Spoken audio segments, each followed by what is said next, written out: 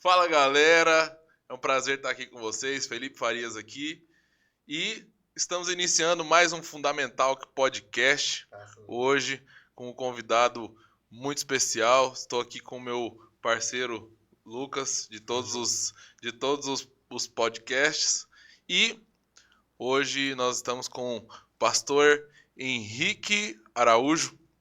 Pastor Henrique, seja muito bem-vindo. Opa, muito obrigado, Felipe. A alegria estar aqui, hein? Muito bom estar aqui junto com você também, Lucas. Muito bom estar com essa moçada aí, querida. Você já sabe o motivo, mas não custa relembrá-los, né? O motivo desse projeto, o motivo de estarmos aqui, de todo sábado a gente estar junto, sentado nessa mesa, que é fundamentar você na palavra de Deus, te dar ferramentas, te dar instrução, te dar testemunhos, né, válidos para que você possa ser edificado na palavra, se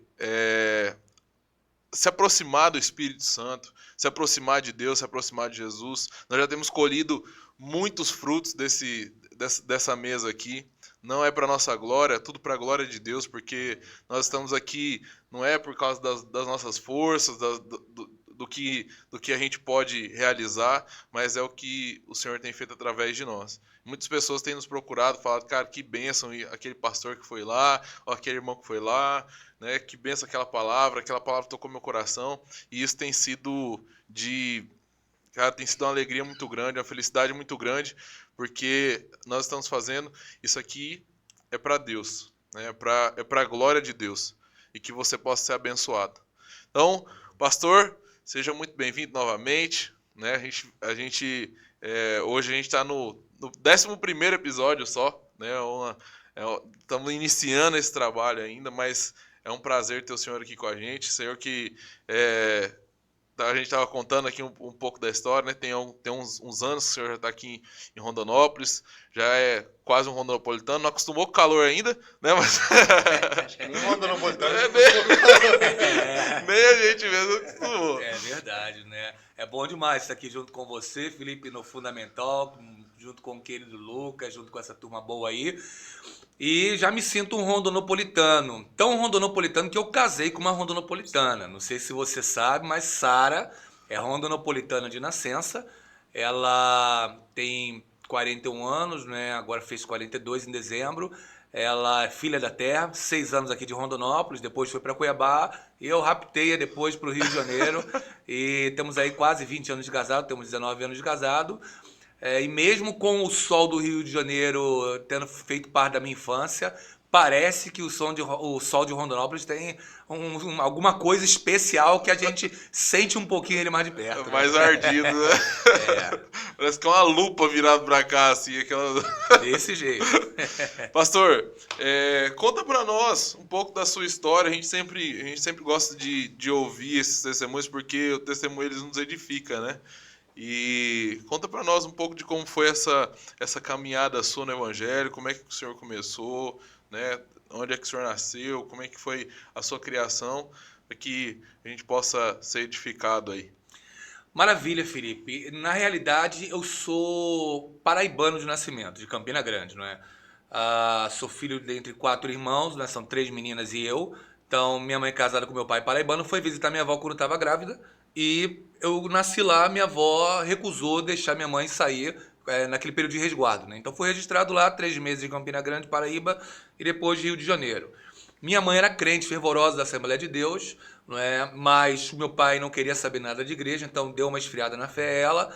Mas quando voltou para o Rio, ela falou, agora eu volto e volto para a igreja. Quando voltou para a igreja, levou mês 2 irmãs. Mas eu queria seguir o caminho do pai, né? O menino tem esse negócio, vamos seguir o caminho do pai. Meu pai não queria saber de igreja, não é? Então, até os 14 anos eu não queria saber de nada com o evangelho. Até os 12 não gerei tanto problema para minha mãe, mas dos 12 aos 14, aquela fase de adolescência, você começa algumas definições, e minha definição foi para o grupo da bagunça do colégio. Eu estava no colégio Pedro II na época, no Rio de Janeiro, e aí tinha uma turma da bagunça, dos 12 aos 14 me juntei a essa turma aí pesada, mas quando foi aos 13 anos, me convidaram para ir numa festa da primavera da igreja. E o camarada foi muito inteligente, eu gostava muito de futebol, até hoje gosto muito. Eu sofro de uma doença vermelha e preta. Não é? Então, pra você ver como é contagiante, né? Meu pai me fez gravar um versículo quando era criança, era eu teria um desgosto profundo, alguma coisa assim, né? Se faltasse alguma coisa no mundo, né? E ficou aquilo na cabeça. Então eu queria ser jogador de futebol. E um menino da igreja, ele percebeu isso. Todo dia eu ia pra praça, jogava bola, jogava até enjoar. Ele foi pra praça, me conheceu na praça da igreja das minhas irmãs, e aí veio um contato com as minhas irmãs e tal, vou convidar ele pra festa da primavera. Convida. E aí me convidou pra festa da primavera da igreja, que era um dia posterior à festa da primavera do colégio. No colégio a gente foi, aí ficava com medo de encontrar o outro pessoal e brigar e não sei o quê. Era baile funk, aquele negócio todo. Isso na sexta-feira. No sábado fui na da igreja. E na igreja eu tava numa época de um negócio chamado social. O pessoal dançava, pulava, era chep-chep, era na casa do Juquinha. E eu vi aquela alegria tão contagiante. Falei, cara, os crentes são totalmente diferentes do que eu imaginava. Meu estereótipo de crente era um crente que não podia mais jogar bola, não podia mais fazer isso. Era a lista de não pode, catálogo de não pode.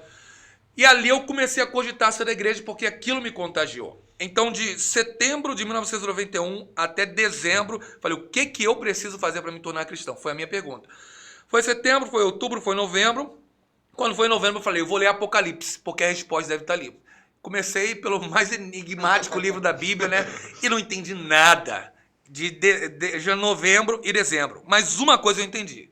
Jesus vai voltar e eu vou ficar se eu não aceitar. Eu falei, cara, eu tenho que aceitar Jesus. 4 de janeiro de 1992, e isso o menino me convidando na praça, me evangelizando, me ganhando pelo relacionamento ali, esse amigo. Quando foi 4 de janeiro de 92, teve uma chuva daquelas que faz parar Rio de Janeiro. Começou 9 da noite, 10 da noite, 11 da noite, meia-noite, e começou a encher a minha casa lá no Rio de Janeiro. Minhas irmãs tinham convidado minha irmã da igreja para dormir com elas lá em casa, uma adolescente, estava passando as férias lá e estava lá. A minha outra irmã menor ainda não tinha nascido. E todo mundo tirando água dentro de casa. Deu 3 da manhã, a água quase chegando na altura das tomadas. Eu falei, rapaz, vai eletrocutar todo mundo aqui com essa água aí. Eu tava com 14 anos na época. E aí minha mãe parou, falou, não tem mais o que fazer. Falei, vamos parar e vamos orar. A minha mãe falando, falei, cara, só pode o pessoal tá maluco, porque tá tudo inundando aqui, o pessoal vai parar e vai orar, vai fazer o quê? Aí meu pai foi lá pra fora, muito coração fechado na época, hoje ele é cristão, convertido já. Foi lá pra fora e eu fui seguir. Aí minha mãe falou, não, seu pai pode, ele é o chefe. Mas enquanto você morar nessa casa, você tá sujeito às minhas ordens. Você vai orar. Pegou, me arrastou. E aí aquela menina que tava visitando lá em casa, ela foi orar e começou a agradecer a Deus pela chuva. Deus, obrigado pela chuva, o Senhor é bom e tal, tem guardado a nossa vida. Falei, cara, a menina tá maluca. Ela tá quase todo mundo morrendo aqui, ela trocutada, ela tá agradecendo a Deus pela chuva. Eu falei, não tô entendendo nada. Fui lá pra porta da cozinha quando terminou a oração e falei, Deus, se o Senhor existe, faz parar essa chuva porque eu tô com medo de todo mundo na minha casa morrer. Passou uma meia hora, aquela chuva parou, a água foi minguando, a gente tirando a água, passamos a noite tirando a água, depois sai a água, fica aquela lama toda, e você vai arrastando a lama toda. E Deus fazendo aquilo. Quando foi 9 da manhã, minha mãe tirou o primeiro versículo que eu gravei, de uma caixinha de promessa. Sei que o ideal é a gente ir direto à escritura, sou professor de teologia, entendo tudo isso. Mas que Deus usa a caixinha de promessa, usa também. É a palavra dele, tá ali. Ela tirou o primeiro versículo e colocou em cima da televisão. Salmo 30, verso 5. O choro pode durar uma noite, mas a alegria vem pela manhã. Glória a Deus. Choramos a noite inteira. E quando foi no dia seguinte, ela deixou o versículo lá em cima, eu vi, gravei. Quando foi na parte da noite, o pessoal me convidou, falou, vamos lá na igreja. Vai lá na igreja para agradecer, Deus parou a chuva e tal, visitando tal legal. Falou, você não pode ser mal criado com Deus, Deus nos abençoa aí e tal. Vai lá, fomos, quando fomos, o pastor fez a pregação. Minha mãe estava sentando na frente, né, a gente na galeria. Eu falei, mãe, a senhora não chora se eu for lá na frente e não aceitar Jesus? E ela já chorando copiosamente, não, filho, vai lá, vai, meu filho, quer que eu vá? Não, mãe, eu vou. E naquele dia foi o dia que eu entreguei minha vida a Cristo, 5 de janeiro de 1992. De lá para cá, janeiro eu entreguei a vida a Cristo, setembro, num congresso missionário, entendi que Deus estava me vocacionando no mesmo ano, e quando foi em 95, aos 17 anos, me candidatei para o seminário, fui ao Seminário Teológico Betel, e no terceiro ano do seminário, aos 19 anos, fui ordenado pastor. Hoje estou com 46 anos, fui ordenado 28 de dezembro de 1997, hoje estou com 26 anos de ministério, 46 anos de vida, e só me arrependo de uma coisa. Não é a música antiga que dizia, né? Se 1000 vidas eu tivesse, todas elas daria a Deus. Só me arrependo de não ter entregue a minha vida a Cristo antes. 14 anos da minha vida jogada fora sem Deus, mas agora o que eu tiver é render para a glória de Deus, Filipão. Glória a Deus. E nesses 26 anos de ministério, o senhor já foi para quantos lugares, assim? Para onde o senhor foi ordenado? Quais igrejas o senhor já pastoreou? Nesses 26 anos de ministério, quando eu fui ordenado aos 19 anos, o primeiro ministério que eu assumi foi o ministério de pastor de jovens, na Igreja Batista Central de Jardim América. Havia um pastor titular, fiquei 3 anos ali, 97, 98, 99, pastoreando aquela juventude. Experiência boa, coisa boa demais. E aí depois fui convidado pela primeira Igreja Batista de Pavuna, no Rio de Janeiro, para assumir o Seminário Teológico de Pavuna. Assumi o Seminário Teológico de Pavuna, ali com o pastor Teodomiro José dos Santos, esqueci o sobrenome agora, mas Teodomiro como o reitor do seminário, estive ali no ano 2000, 2001, 2002, e Pavuna tem muitas igrejas ali no bairro, alguém soube do trabalho que a gente realizava no seminário, e tinha um grupo de jogadores de futebol que estava evangelizando muito na Alemanha. O pastor da Igreja Batista Central de Nova Pavuna, pastor Marcos, na época, foi convidado para dar um aporte lá na Alemanha a esses jogadores de futebol. Quem é mais antigo de futebol vai lembrar do Bordon, que era zagueiro de São Paulo, o Ademar, que foi atacante do São Caetano, Cássio, que foi lateral esquerdo do Vasco, o Zé Roberto, o mais conhecido, porque a carreira dele foi mais prolongada, encerrou no Palmeiras recentemente, não é? Se tornou pastor depois. E essa turma toda estava evangelizando lá em Stuttgart. O pessoal que pertencia ao VfB Stuttgart, alguns ali de algum outro time próximo.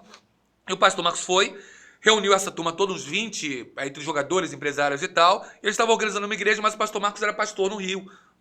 Ficou indo e voltando, mas precisava de alguém. Eles oraram na igreja, alguém me conhecia e fez o convite para assumir o trabalho na Gemeinde-Mission von Bietigheim, em Alemanha. A Alemanha tem 5 estados, o estado de Baden-Württemberg tem Stuttgart como a capital. Foi assumir o trabalho na Gemeinde-Mission von Bietigheim com o objetivo de organizar a igreja lá na Alemanha. 2002, 2003, fiquei organizando o trabalho na Alemanha. Fizemos a organização da igreja lá, deixamos junto com o Bordão e aí depois regressamos para o Brasil. Quando eu regressei para o Brasil, regressei para... assim que eu botei o pé no Rio de Janeiro, surgiu uma proposta pelo pastor Rubens, da Junta de Missões Nacionais, que ele estava deixando ministério em Pochorel, nessa terra querida e boa, por coincidência, hoje eu vou lá em Pochorel. Isso lá, isso mesmo, aqui nosso 90 quilômetros aqui da gente, né? E me convidou, meu coração estava ardendo de missões, por ter voltado da Alemanha agora. E aí ele falou, você não aceita assumir um trabalho lá em Pochorel? É para missionário, trabalho missionário. Eu falei, perfeito, eu aceito. E fui lá para Pochorel assumir um trabalho missionário. Isso que ano?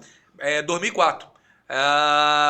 Eu cheguei em finalzinho de 2003, e aí quando foi logo no começo de 2004 eu assumi Pochorel. Fiquei o ano inteiro de 2004 em Pochorel. Ô, coisa boa! Foi um dos trabalhos, um dos pastorados que eu mais gostei na vida foi Pochorel. Tanto que agora o pastor de lá, ele jubilou, não é? O Batista fala que jubilou, se aposentou, não é tão sem pastor agora, e pediram para ajudar a celebrar a ceia lá. Veja você, 20 anos depois exatos, 2004, estamos em 2024, vou lá hoje ajudar eles a ceia às 5 da tarde. E aí, depois de Pochorel, casei em Pochorel, casei com a Sara, não é? Nossa rondonaupolitana. Casamos em 10 de abril de 2004 e faltava um ano para ela se formar em fisioterapia. Eu falei, Sara, a gente vai para Rio de Janeiro, se forma lá, que Pochorel não tem faculdade, e depois a gente volta para Mato Grosso.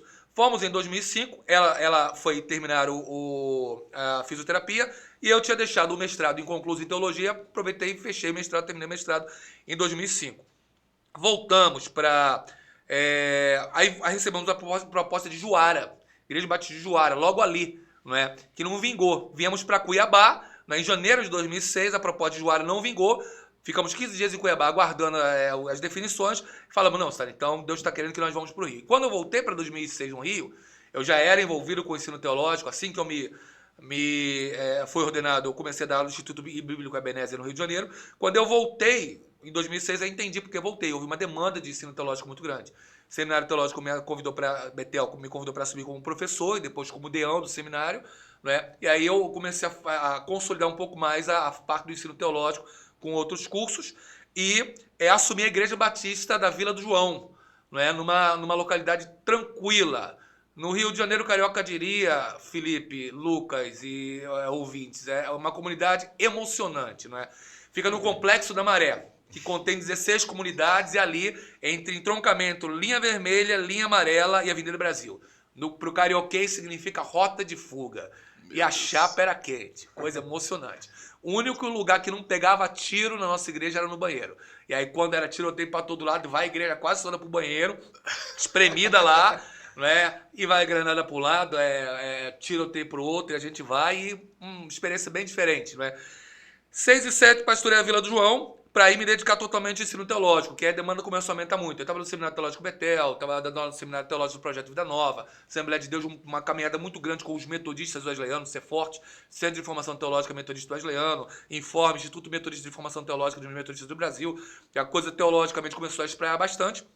E a questão das conferências. Então, nessas conferências, não é, além da Alemanha, quando eu estava na Alemanha, fui da Alemanha, França, Bélgica, ali pertinho, Alemanha, França, Bélgica, Holanda, Espanha, e aí depois voltei para o Brasil, aí foi Paraguai, Estados Unidos, aproveitei e fiz um curso lá fora também, vai e volta Estados Unidos, vai por aqui por ali, a coisa espraiando do Brasil.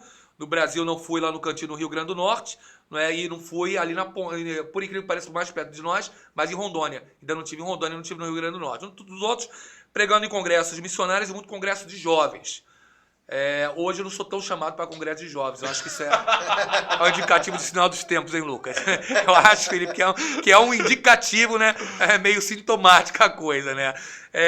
Mas nessa caminhada lá, muito envolvido com o ensino teológico, continuei servindo em igrejas, né, sempre membrado em igreja, caminhando com a vitalização espiritual, até o momento que recebi o convite do nosso querido pastor anterior aqui, pastor Valdeci Dias, que em 2016 estava encerrando seu ministério, me fez o convite para vir para cá, e eu entendi em abril de 2016 que ele ligou para mim, falei no meu coração, eu estava entendendo que era de Deus. Oramos, o processo de sessão pastoral foi de abril de 2016 até dezembro de 2017, e ali entendemos que era a vontade de Deus e vimos para cá.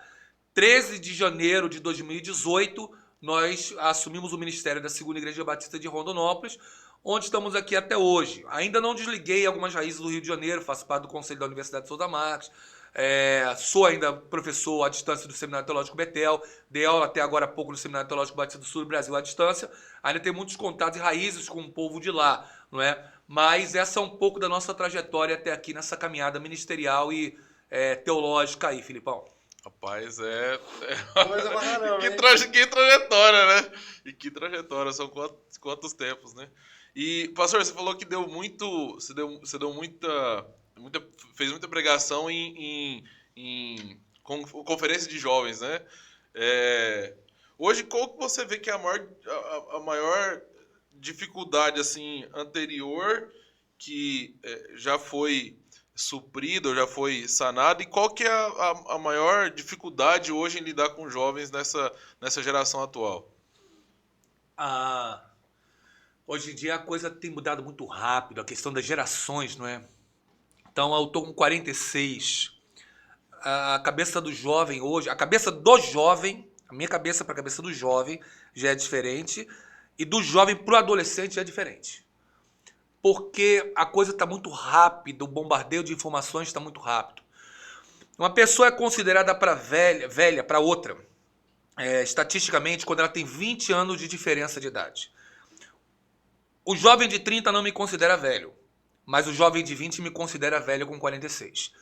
Eu não considero o camarada de 50 velho, mas eu considero o camarada de 70 velho no meu inconsciente, porque há uma diferença de mais de 20 anos. 20 anos é a diferença inconsciente para nós considerarmos o outro velho.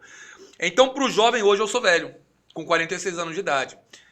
Mas não é só o fato de ser velho, é o fato dele ter uma outra forma de pensar. Ele já nasceu numa geração conectada. Eu nasci e o meu namoro com a Sara tinha muito ainda o barulho de ficha caindo no telefone. O jovem hoje usa a gíria que ele não sabe exatamente o que significa. Caiu a ficha. Ele nunca ouviu o som de uma ficha caindo num orelhão. Mas ele... Aí eu perguntei já na igreja várias vezes. O que é caiu a ficha, gente? Caiu a ficha de quê? Caiu a ficha de pebolim? Caiu a ficha de sinuca? Caiu a ficha de quê? O que era isso? Era porque você comprava a ficha, a cartela de fichas, e num interurbano caía a ficha muito rápido. Eu tive a experiência com a Sara. O menino de hoje não sabe o que é isso, você ligar contando segundos, porque de 10 em 10 segundos caía a ficha. Não é? Então, ele nasce numa geração conectada, o que é diferente. Usar o termo internauta hoje não é mais adequado, porque hoje tudo é conectado. Então, esse cara nasce diferente. O adolescente hoje nasce diferente. Aí, esse adolescente hoje recebe muitos epítetos da sua geração. Geração canguru, geração eu me acho, geração neném, geração TikTok, geração Aidin. Porque é uma geração do iPhone, do internet, não é? Tudo de ir tá nessa geração. Como eu, um camarada, ainda que pentei o cabelo, dividindo o cabelo do lado utiliza mais o analógico do que do digital, vou trabalhar com esse indivíduo que o epíteto dele é uma geração TikTok de tão acelerado que ele tá. Que ele tem vídeos rápidos, que ele quer tudo rápido, que ele quer tudo acelerado, que ele conversa com a mãe, tá ouvindo fone de ouvido, tá vendo televisão, tá estudando ao mesmo tempo e consegue falar com tudo isso. O cérebro mudou. Nicolas Carr, em 2011, escreveu um best-seller na Argentina chamado O que a internet fez com os nossos cérebros. O cérebro, ele fisiologicamente mudou. Meu cérebro é cartesiano. Eu penso a coisa no sentido de começo, meio e fim. O cérebro da geração Aidin, da geração TikTok, eu me acho, da geração Neném, é um cérebro randômico, em que ele pensa as coisas em termos de hiperlinks, de janela. Quando eu estou num texto hoje, o texto hoje não é mais PDF, o texto ele tem uma série de interlinks em que o cara clica e vai para outro, clica e vai para outro. É o adolescente de hoje. A cabeça dele pega, a cabeça dele pesca. Para mim, a coisa ainda precisa ter um princípio, meio e fim. Então, enquanto o meu cérebro é cartesiano, o cérebro desse cara é randômico. Ele consegue pegar coisa que eu não pego. E eu consigo ter uma lógica que ele não tem. São diferenças, nem melhores nem piores, apenas diferenças. Então, eu me comunicar com esse adolescente, com esse jovem, representa transpor, além de uma barreira espaço-temporal cultural, transpor uma forma de pensar que está em mim. E como transpor a forma de pensar que está em mim sem ser quem eu sou e sem deixar de ser quem Deus deseja que eu seja. Isso é um desafio para mim e para cada pastor que ultrapassou um determinado limite de idade e tempo para conseguirmos alcançar essa geração. E aí, esse para mim é o maior desafio hoje, Felipe, que o que mais mudou. A forma de pensar desse jovem adolescente é diferente pelo fruto do seu tempo. Como alcançá-lo é um desafio meu e de cada pastor que já passou de 25 anos de idade. Eu acredito que essa diferença ela tá até dentro de casa, né?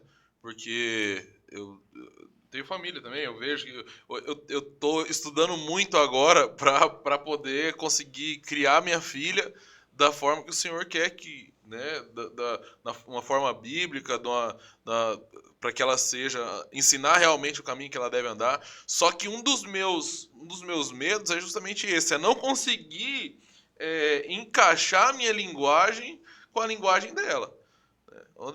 E eu vejo isso nas igrejas também. Hoje, se a gente vai em qualquer igreja, é difícil você achar adolescente lá que não seja empurrado pelos pais. Mas eu vejo que também é uma falha nossa, da nossa geração, porque você falando, eu tenho muito essa metodologia. Sim. Também, né? Você também. Nós somos muito metodológicos, de início, meio e fim. Pô, vamos pegar um capítulo da Bíblia aqui, nós temos que ler, aí vamos ler até o final, aí a gente faz um estudo, aí a gente faz né? As ramificações. Tudo. Pega ali, vai escrevendo e tal. Até a nossa forma de aprender escrevendo ainda é a maior. Você pegar a Bíblia, eu comecei a ler a Bíblia esse ano, leio alguns capítulos e eu vou lá e escrevo os capítulos para poder, né, internalizar, porque senão logo a gente esquece. Mas essa junção dessas gerações, né, eu acredito que se nós conseguirmos fazer isso, aí a gente vai conseguir transpassar esse gap geracional que a gente está tendo, né? De não conseguir alcançar mais esses adolescentes, porque, cara, eu vejo que a maior parte do tempo hoje eles gastam do dia numa rede social. E como a gente conseguir fazer com que eles gastem na palavra? Porque, independente, o Senhor não deixou para nós um vídeo. Eu estava até vendo o Léo falando isso, o Léo do Jesus Call falando isso. O Senhor podia ter criado um YouTube fora de tempo e ter deixado um vídeo para nós sobre o Evangelho. Essa é uma maravilha. Ter deixado um vídeo para nós sobre o Evangelho. Só que como instituir a cultura de leitura nesses jovens, cara? É o desafio, não é? Há uma pesquisa muito interessante, eu não lembro exatamente a fonte, mas a pergunta da pesquisa é por que o brasileiro não lê? Vários fatores. A nossa própria cultura brasileira não é uma cultura de leitura. O brasileiro não lê, aí há várias explicações. O brasileiro não lê porque não tem o costume de ver os pais lerem para ele. Então ele não nasce com essa cultura. O brasileiro não lê porque o livro é caro. O brasileiro não lê porque não é prioridade para ele. Então tem uma série de requisitos. Então, culturalmente, o brasileiro já lê pouco. O povo evangélico é um dos povos que mais lê, por causa do incentivo à escritura. Então a gente faz a leitura. Agora, como fazer esse menino ter o ardor, o incentivo, a busca pela palavra? Existem alguns que defendem que uma das características principais do adolescente é ele quer ter o seu espaço, ele quer ter o seu lugar. E você tem que tentar ver, naquele dom e talento que o jovem adolescente tem, você dar um espaço para ele trabalhar, dar um projeto para ele trabalhar, deixar ele desenvolver aquele projeto que está no coração dele. Ou seja, um modelo antigo que nós tínhamos, principalmente na Igreja Batista, na Presbiteriana, modelo de departamentos, é um modelo que hoje pode ter o seu espaço em alguns lugares, mas a coisa não é tão homogênea como a gente queria, não é tão hermética, não é tão categórica como a gente queria. Ou seja, uma união de adolescentes ou uma mocidade, ela não reúne mais um grupo tão homogêneo como a gente queria. Um recorte por idade de 18 a 35 anos entre jovens, ou 12 a 17 anos entre adolescentes, hoje é muito mais heterogêneo do que a gente imagina. Então, ao invés de você fazer um grupo de adolescentes, por que não um grupo de afinidade entre adolescentes? Por exemplo, esses adolescentes são adolescentes mais underground. Então, vamos abrir um ministério underground na igreja e 5, 10, 15 adolescentes vão trabalhar ali. O que eu posso fazer, pastor? Cara, você, tudo dentro desse perfil underground você pode desenvolver. Não é? Pastor, mas eu já gosto mais da preparação universitária. Perfeito. Então, desenvolve uma pista acadêmica, desenvolve uma pista university, em que você possa estar ali desenvolvendo o trabalho que Deus colocou no teu coração e na tua vida. E você? Não, pastor, eu gosto mais de um trabalho de praça.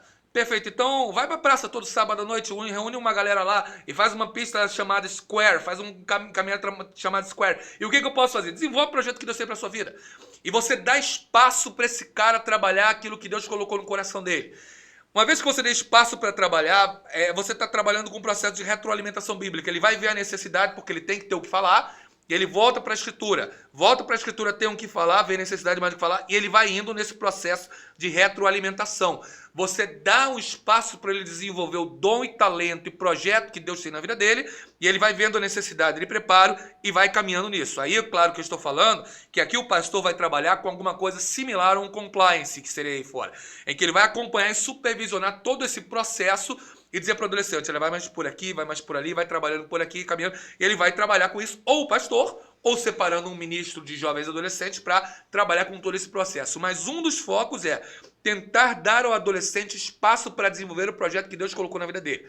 Que temos que nos preparar, que pode ser para nós, uma determinada geração, seja XYZ, o mais inusitado possível. Mas o que é inusitado para nós pode fazer sentido para ele, muitas vezes ele pode crescer no aprendizado da palavra com aquilo. Uma própria pista underground, que para mim já é diferente, para um cara de 20, 30 é totalmente natural, mas para um adolescente já pode ser até demodé, já pode ser até ultrapassado o underground. Ele já deve estar em uma vibe completamente diferente da vibe que eu estou mencionando como underground. Estou falando, pô, pastor está falando de underground, cara, isso aí já foi, já passou, já não está. Mas naquela vibe que ele está hoje, o que ele pode desenvolver ali? Filho, fica à vontade, faz aí na igreja, só vai me conversando aqui que a gente vai trabalhando tal. E aí, com espaço, com a potencialidade dele desenvolvida em Deus, ele entendendo que Deus está fazendo e que ele pode reverter os seus 2 talentos para a glória de Deus, pegar carona nessa história de Deus e ser uma parte dessa história, ele pode ser mais incentivado a ler a Escritura por causa da necessidade que ele vai ali e a gente vai alimentando isso para firmar. Alguém já disse, Felipe, que se um adolescente fecha com Deus, dificilmente lá na frente ele se afasta. Eu não sei se é verdade ou não, mas pelo menos na minha vida me converti aos 14, fechei com ele e segui adiante. E eu acho que a gente tem que prestar mais atenção porque adolescentes hoje são um campo missionário. Temos que encarar os adolescentes como campo missionário hoje.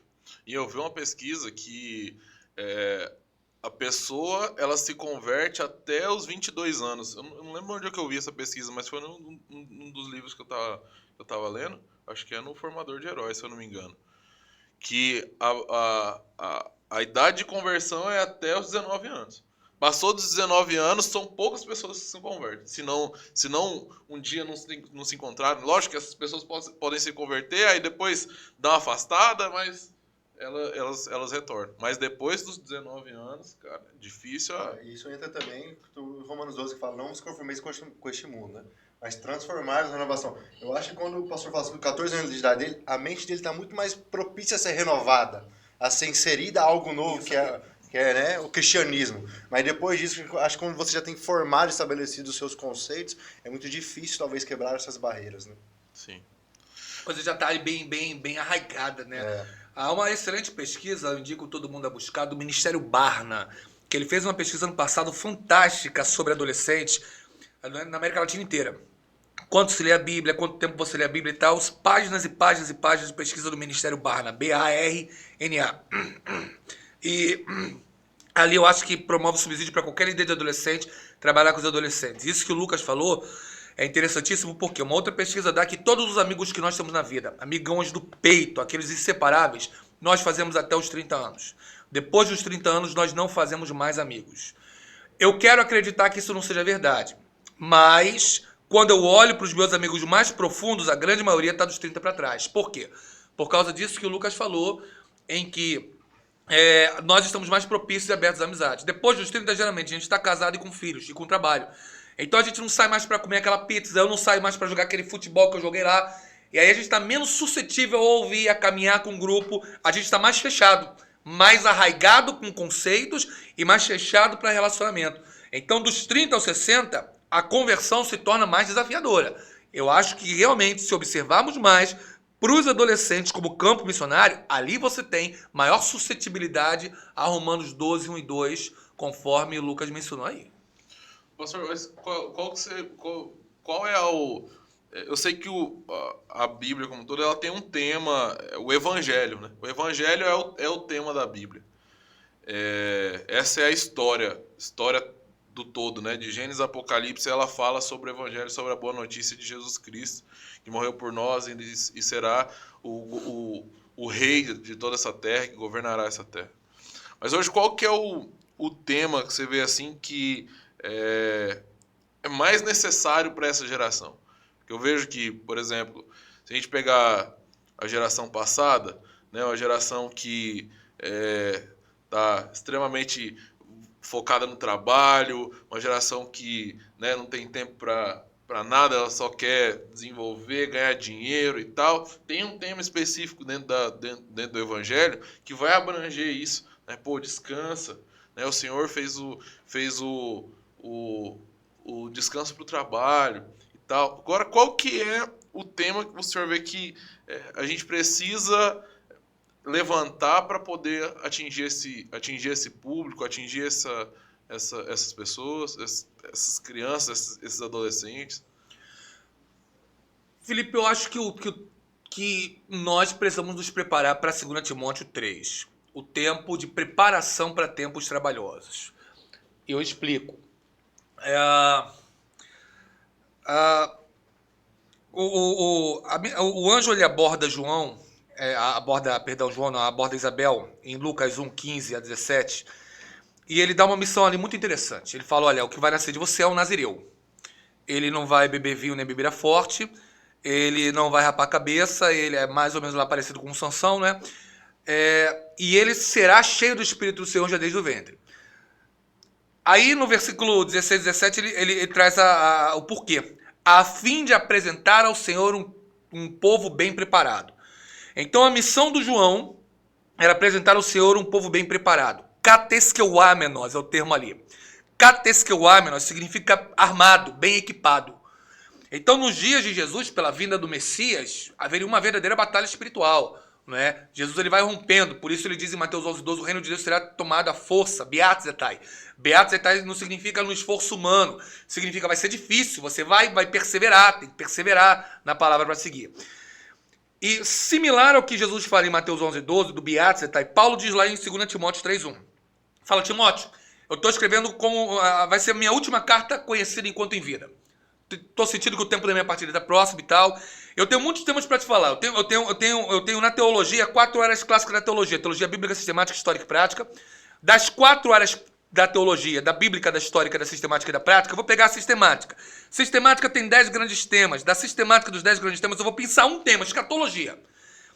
Os dias finais. Dos dias finais, eu vou pensar um outro tema. Um tema só. O homem. Aí ele escreve 2 Timóteo 3:1 em segmentos. Sabe, porém, isso, ó Timóteo, nos últimos dias sobrevirão tempos trabalhosos.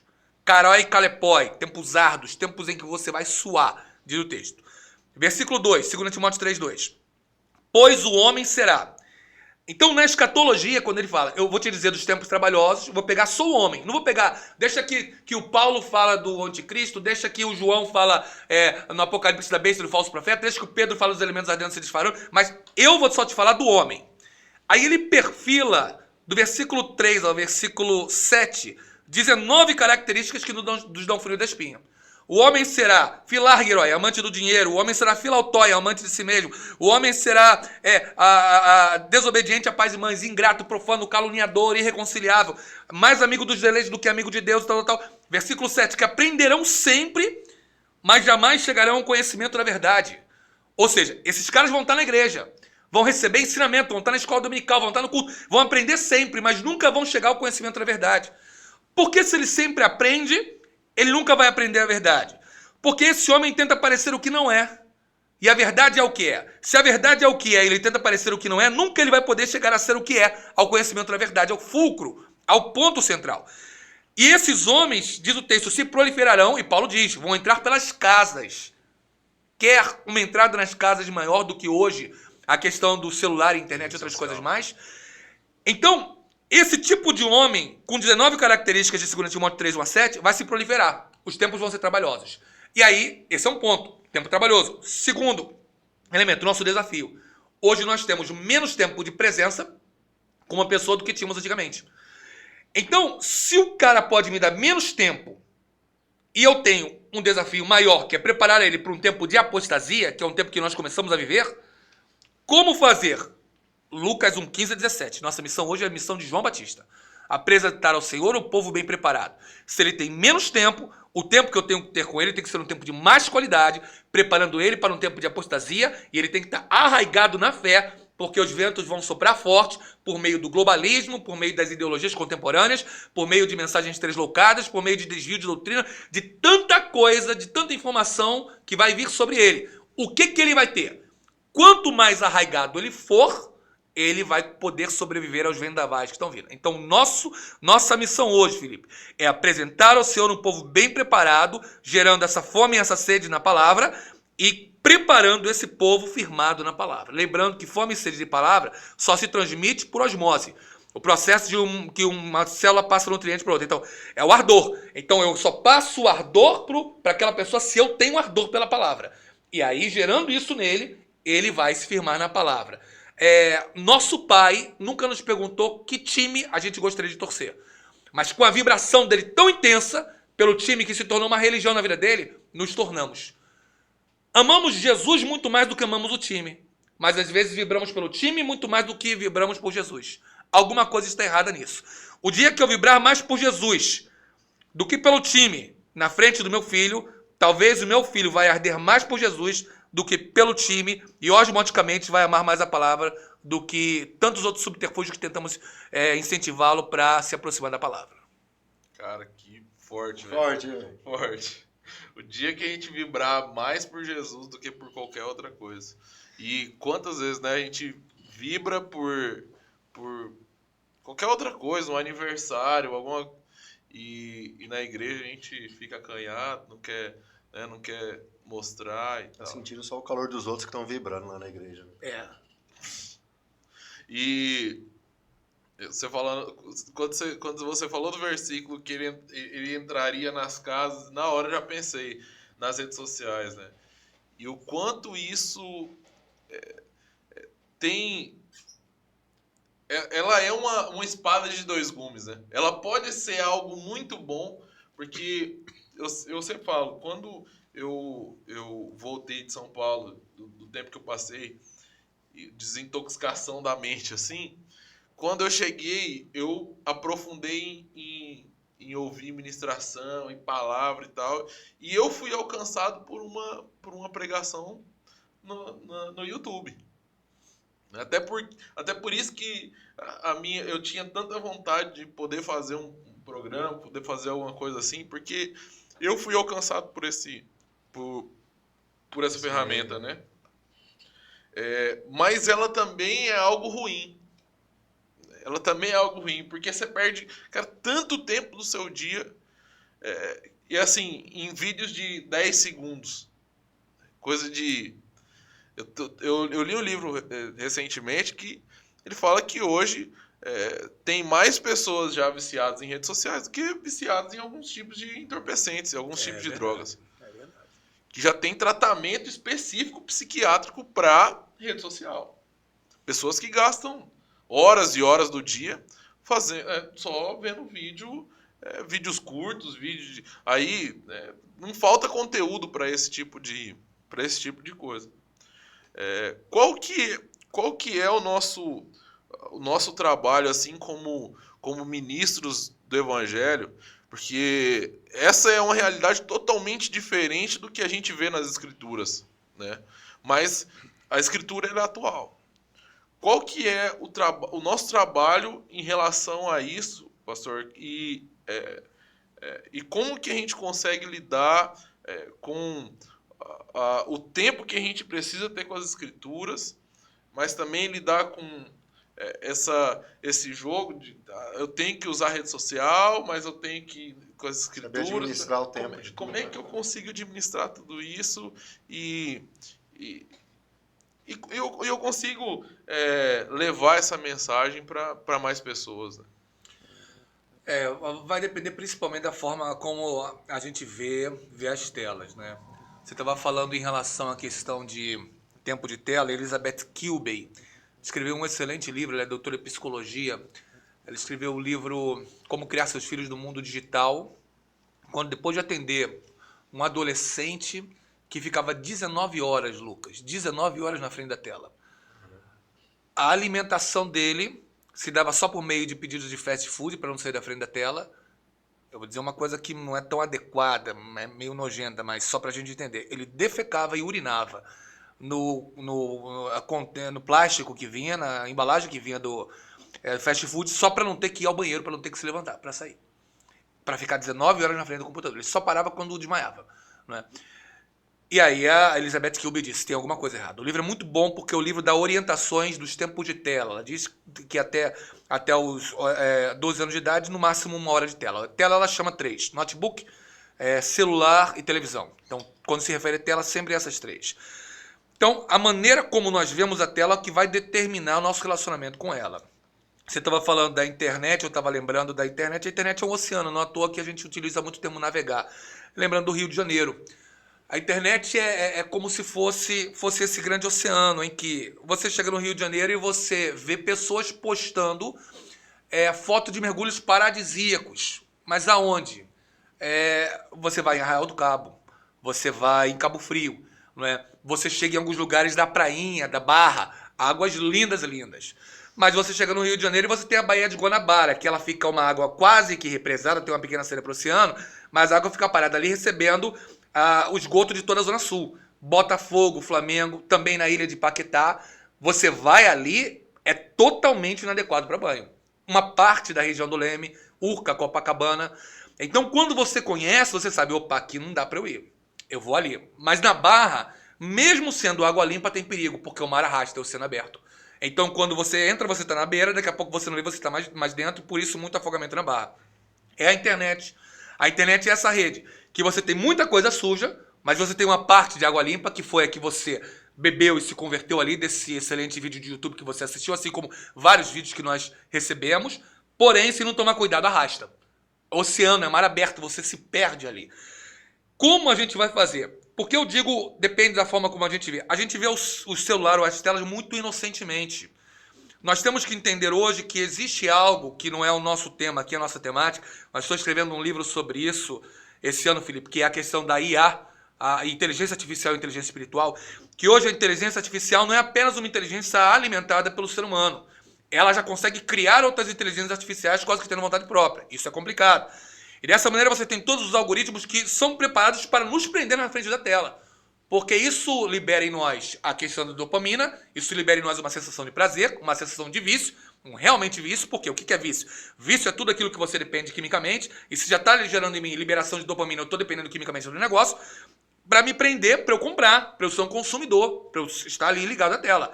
Então, se eu entender que o celular não é tão inocente, que as telas não são tão inocentes, elas são feitas não só para empreender a minha atenção, que ela já tem, mas para me levar para o lugar onde elas querem, e que tem uma inteligência, às vezes pessoal, às vezes humana, às vezes artificial, para me fazer isso por meio dos algoritmos, eu vou deixar de ser um pouco mais inocente e cuidar mais com esse elemento. Eu vou olhar para ele, às vezes, como óleo como açúcar, que um pouco me faz bem, né? Um pouco me libera prazer. Eu preciso também, por meio das frutas, da frutose, e dali vou tirando açúcar para ver. Né? Coloca um pouquinho no café, me faz bem. Mas se eu mergulhar nos refrigerantes, se eu mergulhar em todo tipo de doce, vou ficar com diabetes.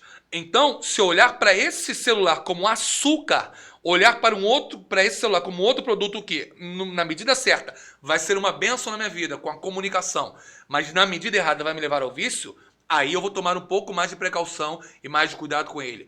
A maneira como olhamos para as telas hoje tem sido muito ingênua. Existem pessoas por trás nos preparando para viciar. É como aquele cara que paga a primeira dose no bar. A primeira dose é por conta dele, para viciar a pessoa que está. Também no entorpecente, o primeiro é de graça, para viciar aquela pessoa. Na vape, em um bocado de coisa, para viciar. O primeiro é de graça, mas depois vai. É o celular, é a tela, é a televisão, o notebook. O primeiro é de graça. Mas tanto que você tem um acesso de mês livre para um bocado de situações. Pegou você, pescou e segurou. Então, a maneira como nós olharmos para o celular, para as telas, vai determinar o meu relacionamento com ele. Temos que olhar menos ingenuamente e entender, é um produto que enquanto meio está bom. Agora, enquanto finalidade, é péssimo e pode acabar com a nossa vida, pode nos viciar. Como vocês mencionaram, hoje em dia tem clínicas tratando em relação a vício de telas. Pastor, você explicou de maneira muito inteligente. Eu até fiquei bem admirado mesmo da sua, né, na capacidade de você falar sobre isso. Eu acho que talvez falta a igreja fundamentar mais os cristãos sobre essa realidade que o senhor falou agora, porque de fato, você não encontra uma pregação, alguém falando fundamentado nos termos bíblicos sobre isso que você falou aqui agora. Eu, pelo menos, nunca encontrei alguém falando de maneira tão clara, assim, expressiva, que abre os olhos para você entender de fato o que é a internet. É verdade, é verdade. Ela é boa. Poxa, eu que vi a internet caminhando ali no seu início, era caro. A gente você tinha que pagar por minutos e tal. Você não vivia conectado, era por minutos e tal. E De hoje ter escada, acesso, de escada, caía toda hora, o negócio era ruim. Hoje você tem internet em todo canto, isso é uma maravilha. Porém, nós temos que tomar cuidado, nunca esquecer. O mundo jaz no maligno, a internet é produção humana. A produção humana, Adão era um ser cultural. Quando Adão cai, a queda, ela mancha a cultura pelo pecado. Então toda produção humana tem a marca do pecado. Por isso não podemos olhar para os algoritmos, para os celulares como produção humana de forma inocente. Temos que lembrar, tem a marca do pecado. Tendo a marca do pecado, a gente vai um pouco mais parcimoniosamente em direção a ele. Então a forma como nós vermos a tecnologia, que não é neutra em si mesma, mas tem intenções por trás, vai fazer com que nós sejamos mais cautelosos. Estamos indo com muita sede ao pote, não é? Dourando muito a pílula. E a pílula é menos dourada do que a gente pode imaginar. Eu estava ouvindo recentemente um podcast e o pastor falando bem assim que hoje nós estamos tomados de prazer, né? Ao nosso redor, tudo que hoje a gente faz por causa do prazer, por causa né, sei lá, até o celular hoje, cara, é algo que libera dopamina na nossa mente para poder a gente, né, ter prazer e evitar a dor, evitar o sofrimento de todos os jeitos, né? E ele falou algo que me tocou muito, que, cara, a gente precisa tirar o doce de algumas coisas. A gente precisa voltar e começar a ter prazer em pequenas coisas, né? Porque sempre, cara, a gente tá numa fome sem fim por um prazer que é só em Cristo que a gente vai conseguir achar. né? E o prazer que Cristo dá, ele não é um prazer imediato. A gente sabe que é uma esperança eterna, né? Que é algo que virá. Ele vai dando doses desse prazer para nós durante a nossa vida. Mas eu vejo que essa nossa geração, né? Como que a gente consegue... Eu sei que é só o Espírito Santo que convence, mas às vezes a gente fica meio... Cara, eu preciso fazer mais alguma coisa, eu preciso fazer isso, eu preciso fazer assado. Porque a gente vê essa juventude indo pro buraco, indo pro abismo, né?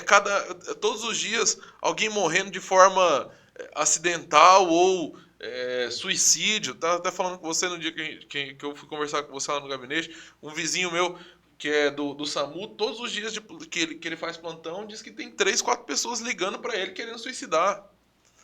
Então, como que a gente... Qual que é a mensagem que a gente precisa levar para essas pessoas que estão imbuídas de prazer, que estão entorpecidas de prazer, que o Evangelho, ele é um prazer maior e que o Senhor virá e que uma mensagem de esperança assim, para essa geração mesmo. Porque eles estão colocando a esperança em qualquer outro tipo de coisa. E eu falo até cristãos mesmo. Cristãos dentro da igreja, colocando esperança em outras coisas que não são o próprio Jesus Cristo. Como que a gente volta para essa mensagem? Né? Como que a gente retorna para o amor às Escrituras? Salmo 1 diz que o nosso prazer deve ser meditar na lei de dia e de noite. Como que a gente faz isso? É um desafio, né, Felipe? Salmo 11:3, né? Na verdade, destruídos os fundamentos, que poderá fazer o justo? Então, quando a gente destrói fundamentos, e por exemplo, aí a gente está falando de relacionamentos, né? A coisa vai gerando uma solidão e gera o suicídio, muitas vezes, de pessoas, porque a vida delas aqui, o viver se torna um inferno. Quando o viver se torna um inferno, o suicídio se torna uma opção. Porque já que na concepção dela a vida é um inferno, ela tenta a morte, porque talvez a morte seja melhor do que a vida que ela está vivendo. Mas mal sabe ela que pós-morte, o inferno, pós-morte, é muito pior do que o suposto inferno em vida que ela vive. Mas porque viver sozinho é terrível. Paul Tournier nos lembra, há 2 coisas que não tem como você fazer sozinho: casar e ser cristão. Então nós não fomos feitos para ser isolados. E as telas têm nos isolado. A grosso modo, poderíamos dizer menos tela e mais gente. Menos tela e mais relacionamento. Mas as pessoas estão procurando a felicidade na fonte errada. Como você disse, não é? Nós somos hedonistas, nós estamos buscando prazer o tempo todo.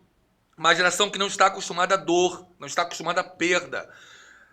Veio a Covid em 2020, 21, 22 e a geração teve neuroses, psicose, somatose, porque não estava acostumada à perda, medo da morte em instância última. Somos uma geração que vê se proliferar o maior número de patologias, toque, síndrome do pânico, TOD, psicose maníaco-depressiva e uma série de coisas. Então a nossa geração não está acostumada a perdas, está adaptada ao prazer, é uma geração hedonista. Dentre as características da pós-modernidade, você tem lá o egoísmo, o hedonismo, o desejo pelo prazer, o pluralismo e uma série de outros fatores. Mesclada por esse mar de teologia, daquilo que foi chamado a partir de 2014 por Klaus Schwab, um dos responsáveis pelo Fórum Econômico Mundial, de Revolução 4.0. Não é? Que a gente tem o QR Code com a realidade da internet aumentada, carros autômatos e uma série de outros fatores. Então tudo isso gera uma avalanche de informação na nossa geração. Essa geração sofre muitas vezes da patologia chamada FOMO, que em inglês é o medo de ficar fora, fear of ficar fora, ficar out, não é? Então, se você dá uma informação para ela que ela não tem, ela se sente fora de tudo. Então a gente chegou a esse ponto de uma geração ter uma patologia chamada FOMO, por tanta informação que se tem. Aí esse cara quer ficar grudado no celular e perde a vida. A gente tá num paraíso maravilhoso, numa praia linda, e o cara tá fazendo selfie. Cara, solta o celular e vai mergulhar na água. Solta o celular e sente o cheiro da areia. Solta o celular e vê a gaivota voando. Para de tirar selfie. Então, no mundo em que nós estamos hoje, nós estamos viciados nisso. E esse vício causa solidão, porque a gente está do lado do outro cara e está consultando o celular e perdendo a oportunidade de ter um amigo maravilhoso, de bater um papo, de conversar, de abraçar, de tocar, de beijar. E pensamos que a felicidade ela vai ser desenvolvida através desses momentos que são postados. A gente sabe que a gente só posta coisa boa. Ninguém se posta chorando. Então, a pessoa vai achando que aquilo são felicidades. Enquanto Jesus já diz qual é o segredo da felicidade. João 13,17 é o segredo da felicidade. Bem-aventurado, quando Jesus faz a cerimônia, que teologicamente é chamada de lavadium, a lava-pés, não é? Diz lá João 13,1. E Jesus, sendo amado, seus amou-os até o fim. E aí foi lavar os pés dos meninos. Pega o discípulo, vai lavar os pés dele, Pedro chega. Pedro, afobadão, né? Não, Jesus, o que o senhor vai lavar meus pés? E Jesus dá logo na canela. Se eu não te lavar, tu não tens parte comigo. Aí o Pedro, sendo Pedro, então me dá logo um banho, Senhor, então me lava todo. E Jesus fala, não, quem está lavado, basta somente os pés. O que ele está ensinando teologicamente? O banho significa conversão. E Jesus está dizendo, quem já se converteu, precisa apenas pedir perdão dos seus pecados, os quais empoeiram os pés. Ou seja, não preciso lavar você de novo, você já foi lavado, já foi convertido. Mas você precisa pedir perdão dos pecados rotineiros, lavar os pés. Essa é a lição teológica do texto. E aí ele pergunta para os discípulos no verso 15, entendeis o que eu vos tenho feito? Vocês estão entendendo o que eu estou fazendo? Se eu sou mestre e senhor e lavo os pés, vocês têm que fazer isso uns aos outros. Aí versículo 17, bem-aventurados sois, bem-aventurados sois, quando vocês fazem se sabeis essas coisas, bem-aventurados sois se vocês fizerdes. Bem-aventurados sois se vocês fizerdes. Aí está o segredo da felicidade. É um tripé. Se sabeis, primeira perna, o saber, estas coisas, bem-aventurados sois. Ser, se vocês fizerdes. Fazer. O tripé da felicidade. A bem-aventurança está no meio. Se sabeis, saber, sois, ser e fazer. Ser, saber e fazer. É o tripé da felicidade. A bem-aventurança está ali. O que é bem-aventurança? O termo para bem-aventurança no grego é makarios. Ma. Tudo que tem ma é sufixo, é produto. Problema. Pro, antes de, ble, balo, lanço, ma. Produto. Porque o que é problema no grego? Problema é aquilo que foi lançado ano para ser resolvido. Aí você tem makarios. Ma, produto, cari, graça. Então o que é bem-aventurado etimologicamente falando? É o produto da graça. Enquanto a graça jorra em mim, eu sou feliz. Quando ela para de jorrar, eu paro de ter a felicidade. Então a felicidade está onde? Está nele. Está em Cristo. Cristo é a bem-aventurança perfeita que quando está em mim, a felicidade não se torna simplesmente um momento pontual. Ela se torna o fruir de Deus na minha vida. Isso é felicidade. Então quando eu estou em Cristo, estou feliz com o tripé. Eu sou nele, eu faço o que ele quer, ser, fazer, e eu entendo isso. De forma que ser, saber e fazer tem que ser um tripé que andam junto. Por quê? Se eu sou, mas não sei e faço, torno-me omisso. Se eu faço, mas não sou, nem sei, me torno um pragmático. Se eu sei, mas não faço e sou, me torno um intelectualista. Então, ser, saber e fazer tem que andar juntos. Eu tenho que ser, eu tenho que saber o que sou, saber quem Deus quer que eu seja, e eu tenho que fazer o que Deus manda. A felicidade está nesse meio.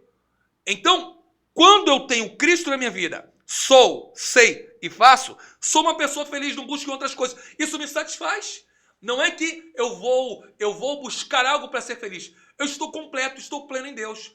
Então hoje eu tenho Sara, minha esposa, tenho minhas filhas na igreja, estou lá na vocação, cumprindo a vocação que Deus me deu. Estou feliz, transbordando de alegria na segunda igreja Batista de Rondonópolis. Estou lá. Deus está abençoando, estamos caminhando até o momento que a nuvem sai, que a nuvem se move. Mas eu estou no lugar que Deus separou para eu estar, sendo quem Deus quer que eu seja, fazendo o que Ele quer que eu faça, sabendo que Ele me chamou. Estou feliz. Estou feliz da vida. Se eu puder viajar, que maravilha. Se eu puder ter um carrinho, bom demais. Se eu puder comer uma comida boa, legal. Isso faz parte do processo. Mas nele, o Makarios está em mim. Ou seja, o produto da graça está em mim. Então, quando nós redimensionamos a nossa vida para a forma de ver e entender que é nele, as outras coisas perdem sentido. Porque só em Cristo as coisas fazem sentido. Então, o que nós precisamos fazer? Lembrar de Alexander Solzhenitsyn, um literato russo, que quando ele diz: a nossa geração é repleta de direitos e quereres, mas ausente de sentido e de deveres. Nós queremos muitos direitos. As faculdades de direito se multiplicam, mas as disciplinas do dever se rarefazem. A gente quer muito direito e a gente quer pouco dever. E aí dá problema, não encontramos sentido. Por isso a nossa geração carece de sentido. Por quê? Quando eu não tenho sentido na vida, o senso de irrelevância me ronda. E eu tô perguntando, pra que eu tô fazendo isso se não tem sentido? E aí eu quero tirar minha vida, porque minha vida não tem sentido. Eu quero me suicidar.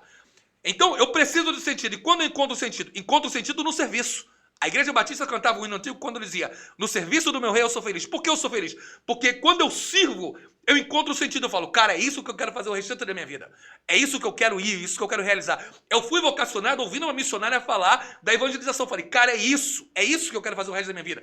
No serviço, eu encontrei sentido. No sentido, eu sou bem-aventurado. Na bem-aventurança, eu sou pleno e não preciso de post, não preciso de um bocado de coisa que me vicie. A nossa geração é cheia de direitos, mas vazia de sentido. Precisamos redimensionar a pessoa a entender. Você precisa servir a Deus para no serviço encontrar sentido e no sentido encontrar realização. Ali você é feliz e a sua vida está encaminhada. É esse o segredo da gente caminhar na felicidade em Deus. Glória a Deus. É isso aí. Pastor, a gente sempre deixa... Deixa eu fazer uma pergunta para ele antes. Pode fazer. Pastor, o senhor falando aí, e o senhor sempre falou, o senhor falando com a história, o senhor sempre se moveu porque Deus estava te conduzindo, a nuvem estava se movendo. Mas nessas que você se moveu de professor, de mestre de teologia, de evangelista, missionário, de pastor, tem algo que você fala, cara, isso aqui é o que eu... Não é que eu prefiro, que eu gosto, que eu tenho mais afinidade de fazer, ou não, você tem por tudo, digamos assim? Porque o tanto de coisa que você fez... Minha parte no reino, Lucas, que se eu pudesse, assim, manhã, tarde, noite e madrugada, é pesquisar e compartilhar. Pego uma mesa bonita dessa, grande, espalho os livros aqui, aí vamos pensar. Pego um texto de João 14, na casa de meu pai há muitas moradas, se não fosse assim eu vou teria dito. Eu aí coloco a minha biblinha aqui, revista corrigida de Almeida ali no centro, aí coloco umas bíblias de estudo ao lado, coloco um grego aqui, coloco os dicionários bíblicos ali, e vou vendo palavra por palavra, termo por termo, escrevendo ou organizando.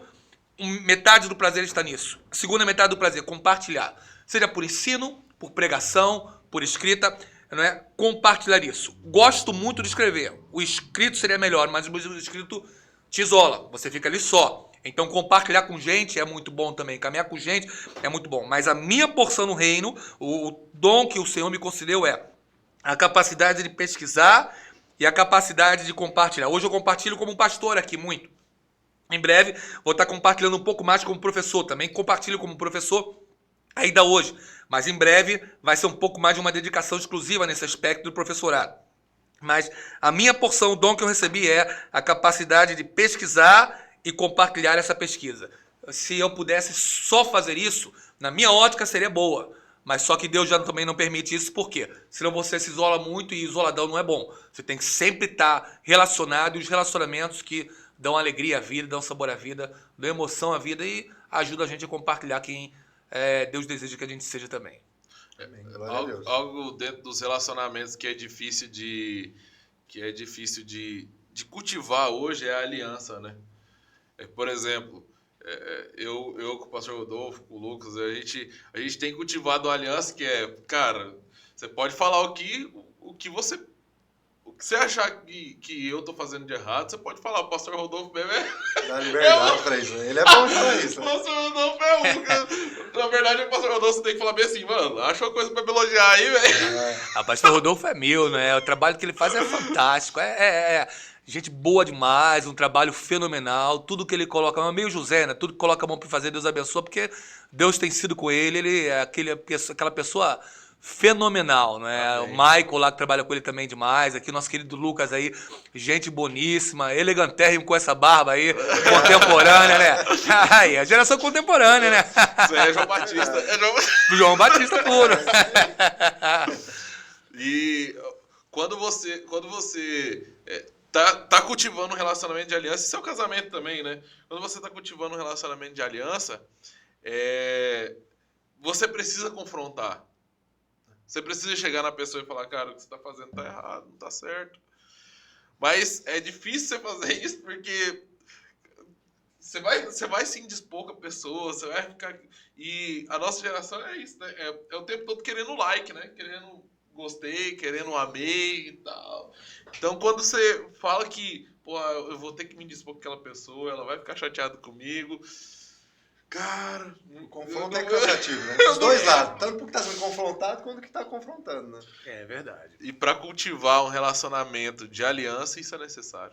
Tem que ter aquela perspectiva, né? Que se tá com aliança mesmo, se é amigo mesmo, ele vai aceitar a verdade dita, né? Tem dois aspectos. Todo relacionamento tem dois aspectos, né? O que fala, precisa falar a verdade. E Paulo diz a verdade em amor, não é? A gente pode falar a verdade, mas a verdade é um presente maravilhoso que vai depender do pacote que a gente entrega. Eu posso entregar um presente tacando o presente na cabeça do outro, vai ferir. Eu posso entregar o presente entregando na mão. Então essa verdade tem que ser dita e tem que ser dita em amor. Um confronto em amor. E o outro tem que estar aberto. Que às vezes é a maior dificuldade também. O indivíduo não está aberto para receber aquela verdade, né? Jesus ele era mestre em falar as coisas com simplicidade e profundidade. É uma das características de Jesus que persegue os grandes mestres. Então ele falava claramente, falava em amor, porque ele era amor, não era grosso, mas ele falava, gente, vocês querem que eles também deixarmos? E aí o Pedro vem e pergunta, para que a gente vai? Se só tu tens as palavras de vida eterna. Mas ele falava daquele jeito dele.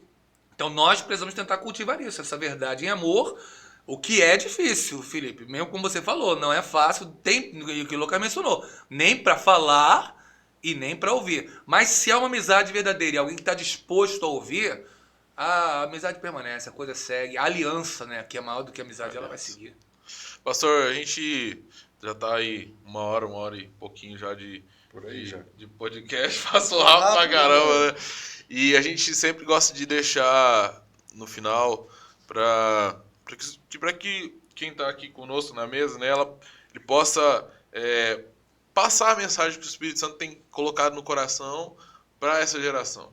Né? Porque eu acredito que cada um tem uma mensagem. Né? Cada um carrega uma parte do DNA do pai, né? E essa parte do DNA, ela carrega uma mensagem específica. E qual que é a mensagem que o Senhor tem colocado no seu coração, que ele tem alimentado o Senhor, que ele tem, qual que é a palavra que tem te movido, o que o Senhor quer deixar através de você para esse povo, para essas pessoas que o Senhor tem pastoreado, tem conduzido. Um pároco anglicano teve uma viagem com os moráveis em 24 de maio de 1738 que marcou a sua vida. Ele era um clérigo com um coração muito frio e o navio quase indo a pique teve uma experiência de oração que os moráveis ardorosamente clamaram a Deus e Deus livrou eles daquela tempestade. Aquela experiência historicamente de 24 de maio de 1738 passou para a história como uma experiência do coração aquecido, que até hoje os metodistas comemoram que o coração aquecido foi o de John Wesley. E John Wesley certa vez disse: dê-me 10 homens que nada odeiem a não ser o pecado e nada amem a não ser Deus, que esses homens vão abalar as portas do inferno e vão estabelecer o reino de Deus na face da terra. São as duas asas fundamentais do avião que a gente precisa.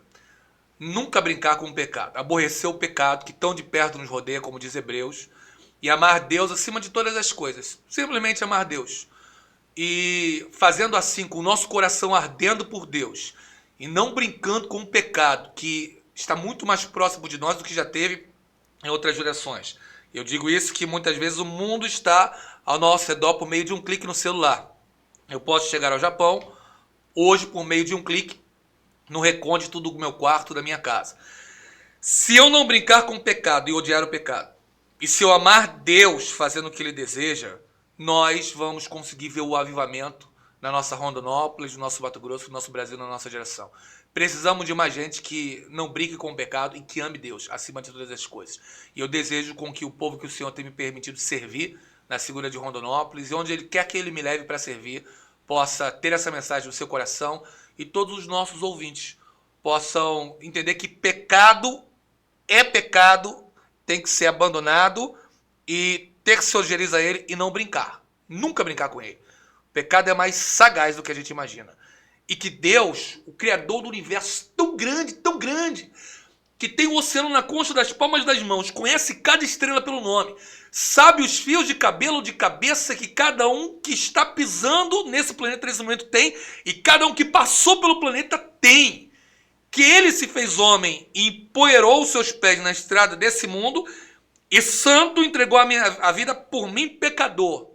Ele fez isso, cara, eu tenho que servir a ele a minha vida inteira, tenho que amá-lo, tenho que ir a ele é a fonte. Ele sabe tudo, ele sabe decodificar o código genético, ele conhece tudo muito mais do que todas as inteligências artificiais juntos do mundo. Esse Deus que conhece tudo tem que ser amado, tem que ser servido, tem que ser buscado, tem que ser consultado. Deus, o que o Senhor quer que eu faça? Porque Ele sabe tudo. Ele é Deus. E quando nós temos a compreensão de quem Ele é, aí a gente se deleita nele, a alma encontra prazer, a alma se regozija nele e a gente tem uma vida feliz, a gente é realizado nele. Ame Deus e o resto vai se encaixando. Glória a Deus. Amém. Chegamos ao final de mais um Fundamental Podcast. Pastor, muito obrigado novamente por você ter vindo aqui. Obrigado você, Felipe. Obrigado, querido Lucas aí. Eu que agradeço. Aprendizado, então. Né? Acho que ele tem que ficar mais uns 5 anos. Nós não aproveitamos, velho. A nuvem passou e nós não comeu. A nuvem passou e nós ficamos bobeando aí, ó. Mas que o senhor possa ter uma carreira, né, uma carreira abençoada nessa nova jornada que o senhor está indo, né? Muito obrigado por todo o ensinamento que o senhor passou aqui para nós hoje. Cara, e a gente fica triste, né, por não ter aproveitado mais, por não ter colhido mais. Mas é assim, vai ficar gravado aí para as pessoas, para as próximas gerações. O senhor vai ter uma família aqui, né, para poder acolher sempre o senhor. Legal demais, hein? Talvez o senhor pregue aí mais umas conferências de jovens. A gente tá aí. A gente agradece, Felipe. Qualquer coisa a gente tá conectado. Quando você tá falando comigo em rede social, você tá falando com a Sara, ela que coordena, minha esposa, né? Então tem lá o Insta, eu não lembro qual deve ser Henrique Araújo, Henrique Sara, alguma coisa assim, procura. Pastor Henrique Sara Araújo, nosso querido Zaras aí tá falando, né? Um abraço para essa pessoa tão especial também, que tanto me abençoe a nossa família, né? Amém. Então, pastor Henrique Sara Araújo, ele falou lá, né? Tem Insta, tem Face, tem esses negócios todos e tem obras, tem livros lá, o pessoal quiser conhecer as obras pode entrar em contato lá e ela deve estar atualizando o negócio lá. Mas parabéns, Felipe, pelo Fundamental. Parabéns aí, você é 10, é 1000 aí, parabéns aí ao nosso querido Lucão, ao trabalho lá que o nosso pastor Rosão Rodolfo faz, a gente tá levando eles no coração e também quando quiserem conhecer a cidade maravilhosa, dizem que o Rio de Janeiro continua lindo e emocionante, né? Estamos lá para ajudar no que for útil. Amém. Gente, muito obrigado, fique com Deus, estamos aí preparando algumas novidades para esse ano, né? Um Fundamental com Mulher. Eu fiz uma pesquisa esses dias no Instagram, as mulherzadas, ó. As mulheres, não quero mais homem, não. Eu quero mulher. Mas nós estamos preparando, pode ficar tranquilo.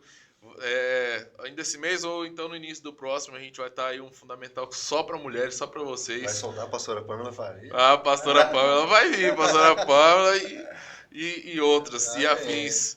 Mas estamos juntos. Um abraço, fique com Deus. Um ótimo final de semana a todos vocês. Uma ótima semana.